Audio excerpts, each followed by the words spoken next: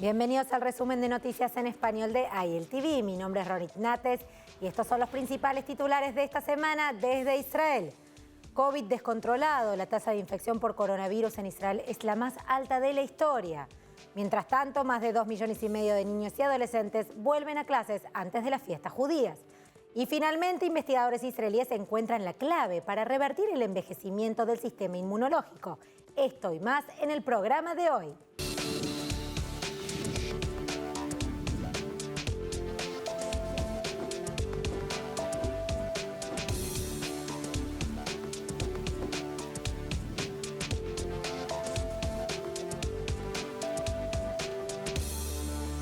El año escolar ha comenzado el miércoles por la mañana. 2,5 millones de niños y adolescentes israelíes regresaron al salón de clases para su primer día. Y esto después de que el gobierno y los distritos locales finalizaran las regulaciones para reabrir básicamente en el último minuto. Una vuelta a clase polémica, ya que hoy la tasa de infección por COVID en Israel es la más alta de la historia.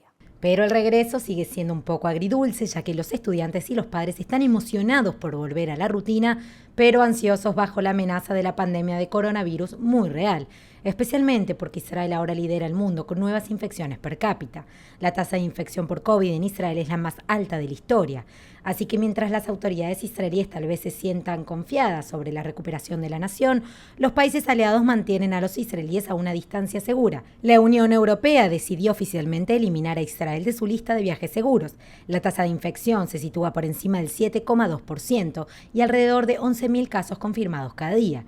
El número de muertos supera los 7.000.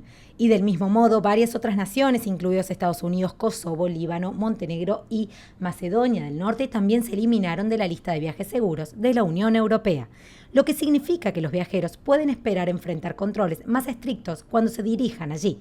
Sin embargo, las buenas noticias: los 27 países del bloque de la Unión Europea no están obligados a seguir la guía de la Unión, por lo que en última instancia son libres de determinar sus propias políticas fronterizas y de viajes y quién puede viajar. Además, las personas que están vacunadas y pueden demostrar que aún serán admitidas en Israel para visitar. El único problema con eso es que los visitantes de Israel solo pueden renunciar al aislamiento al llegar, si han sido vacunados en Israel. Y esto a pesar de un nuevo informe israelí que concluye que obligar a las llegadas del extranjero a aislarse puede que ni siquiera sea tan eficaz para detener la propagación de la infección. Luego, finalmente, para empeorar las cosas, independientemente de las regulaciones finales, se respaldan miles de solicitudes de entradas de turistas sentadas sin respuesta, ya que las restricciones de viaje están en el aire. Y esto con la temporada de vacaciones muy cerca, que suele ser un periodo extremadamente significativo para la economía turística de Israel. Y hay más noticias porque ha pasado una semana desde que los recientes incendios en Jerusalén finalmente se pudieron controlar y aún se está tratando de resolver si el encendido de las llamas fue intencional o no. Lo que sí se sabe es el alcance de la devastación. Las autoridades israelíes ahora aprobaron un plan para la rehabilitación de la zona. En poco más de 48 horas, 25 kilómetros cuadrados, casi 10 millas cuadradas de tierra en Israel fueron destruidas. Del 15 al 17 de agosto, miles de acres de reservas naturales, senderos, manantiales y sitios patrimoniales cerca de Jerusalén, la capital de la nación, fueron devastadas. Más de 2.000 personas de más de media docena de comunidades fueron evacuadas y hay edificios que sufrieron graves daños y cientos de miles de animales salvajes, únicos muertos. Las autoridades de parques y naturaleza pronostican que la rehabilitación podría llevar décadas, pero por supuesto nunca es demasiado tarde para empezar. Ministerios gubernamentales y autoridades de naturaleza y patrimonio aprobaron un plan de ayuda de 68 millones de shekels para poner la restauración en marcha. El plan asigna 2,6 millones de shekels para financiar inmediatamente los gastos urgentes y de emergencia, incluso para los alojamientos donde los residentes evacuados fueron reubicados temporalmente. Luego, 5 millones de shekels se pagarán por limpiar los escombros de asbesto como resultado del incendio, que el gobierno reconoce que tiene un impacto ambiental significativo. Asimismo, 400.000 shekels se destinarán a planes de rehabilitación de comunidades dañadas por el incendio, en cooperación con el Ministerio de Trabajo y Asuntos Sociales y los ayuntamientos. Y finalmente, el Ministerio de Protección Ambiental ha recibido 60 días para elaborar un plan de rehabilitación ecológica de 60 millones de shekels para las áreas abiertas, parques naturales y sitios patrimoniales. Así que con este plan, mucho esfuerzo y suerte, es de esperar que la recuperación del área se recupere antes de lo esperado. Avanzando, la tensión en el sur continúa. Palestinos de Gaza se amotinaron a lo largo de la frontera israelí y la violencia estalló, incluyendo la quema de neumáticos, el incendio provocado y el lanzamiento de piedras y explosivos hacia Israel. Hamás dijo que los disturbios tienen la intención de presionar a Israel para que alivie el bloqueo alrededor de la franja. Sin embargo, las restricciones de Israel se establecen para evitar que Hamás aumente su ejército, mientras que literalmente toneladas de ayuda siguen fluyendo por los cruces todos los días. Hamás se abstuvo notablemente de presionar a Egipto, que mantiene la otra mitad del bloqueo en torno a Gaza. Las CFDI entonces respondieron al aumento de las tensiones con despliegues de tropas adicionales y respondieron a los disturbios palestinos con gases lacrimógenos, granadas paralizantes y en ocasiones fuego real. El Ministerio de Salud de Gaza, dirigido por Hamás, informó de 18 heridos. En cuanto a las lesiones israelíes, lamentablemente el agente de la policía fronteriza de 21 años, Barel Shmueli, falleció el miércoles por la tarde, después de estar en estado grave en el hospital en Beersheba. Shmueli recibió un disparo en la cabeza a quemarropa hace poco más de una semana cuando los alborotadores palestinos se apresuraron a cruzar la frontera. Su estado se deterioró el domingo y terminó con su muerte. Y mientras Israel alivia algunas restricciones en la franja de Gaza en respuesta a los disturbios, la madre del soldado asesinado en la frontera apunta al gobierno de Bennett y lo responsabiliza por la muerte de su hijo. El grupo terrorista Hamás volvió a organizar autobuses llenos de personas, en su mayoría jóvenes e incluso niños, hacia la valla de seguridad, donde los alborotadores arrojaron explosivos, quemaron neumáticos y de otro modo intentaron traspasar la barrera y dañar a las fuerzas israelíes. Los soldados israelíes, por su parte, respondieron con más medidas de control de multitudes y fuego real. Mientras tanto, sin embargo, los israelíes parecen estar volviéndose contra de las autoridades y funcionarios de defensa israelíes.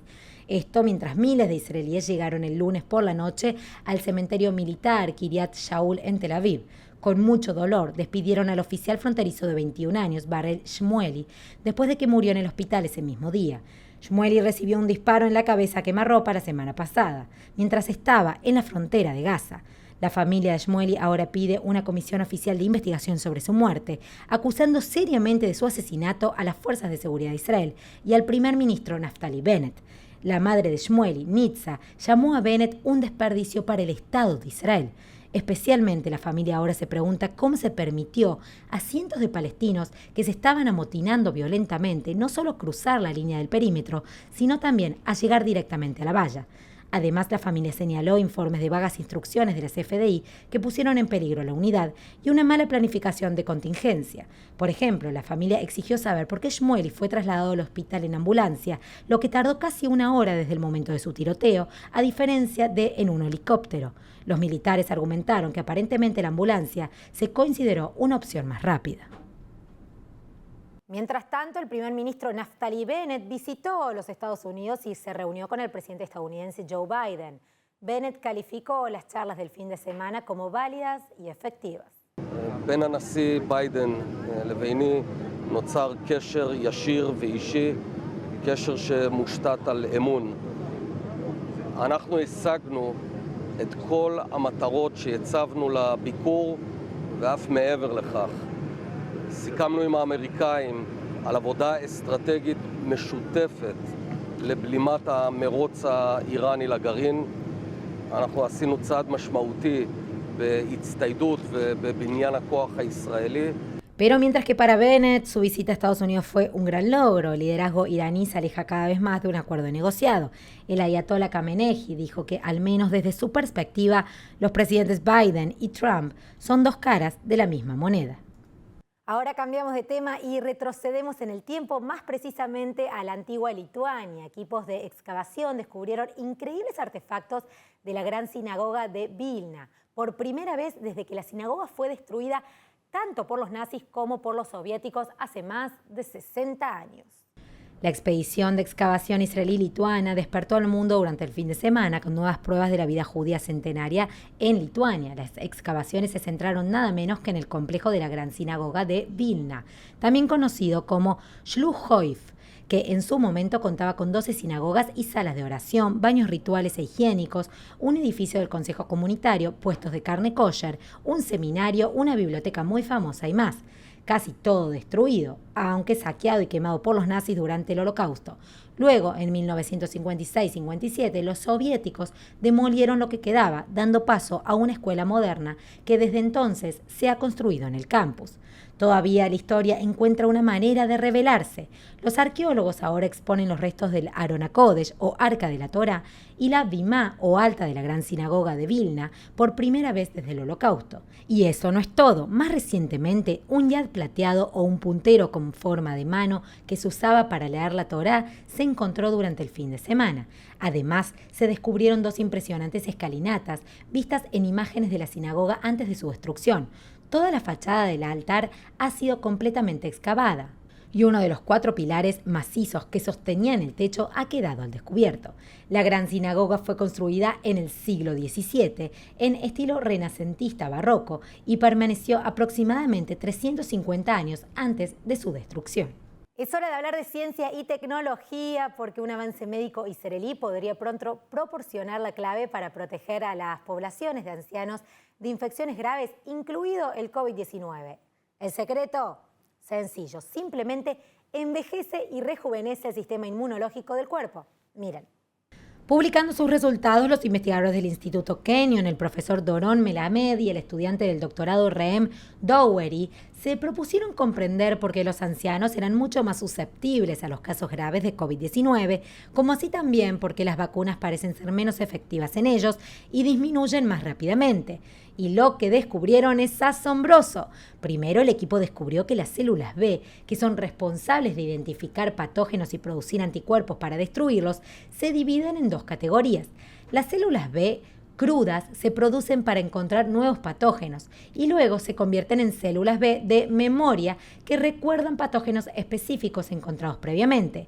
Pero eso no es todo. El equipo también descubrió que el cuerpo mantiene un número estancado de estas células B, lo que significa que una vez que una célula cruda se convierte en una célula de memoria, habrá menos células crudas para identificar nuevos patógenos.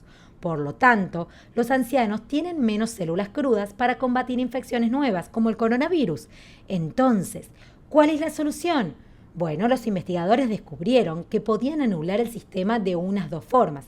En primer lugar, mediante el uso de bloqueadores hormonales específicos que engañan al cuerpo para que piense que hay menos células de memoria. Y el segundo, al agotar literalmente al paciente de sus células B de memoria.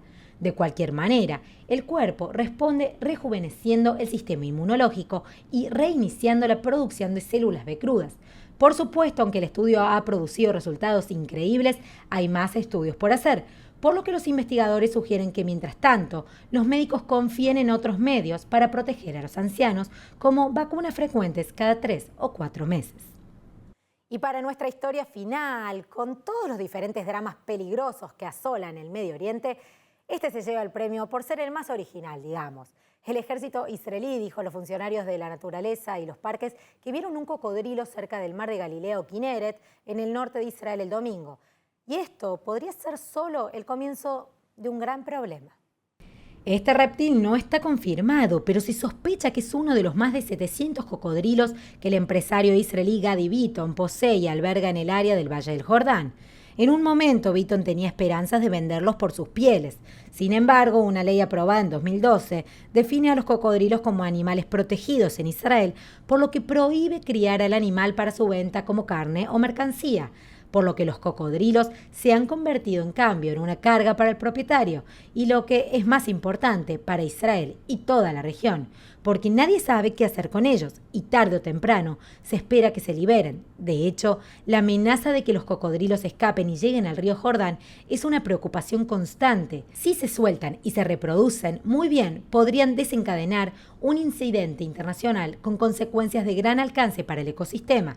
Beaton ha tenido problemas con sus cocodrilos que escapan de la granja en el pasado. Hemos llegado al final del programa. Muchas gracias por acompañarnos. Ya saben que si quieren recibir más noticias en español y en inglés, pueden ingresar a nuestra página web ayeltv.tv o ingresar a nuestras redes sociales, Facebook, Twitter e Instagram, para mantenerse actualizado acerca de todo lo que sucede en Israel y Medio Oriente. Mi nombre es Ronit Nates y les deseo un Shana Tova Umetuká en este nuevo año que comienza en el calendario hebreo. Hag Sameach.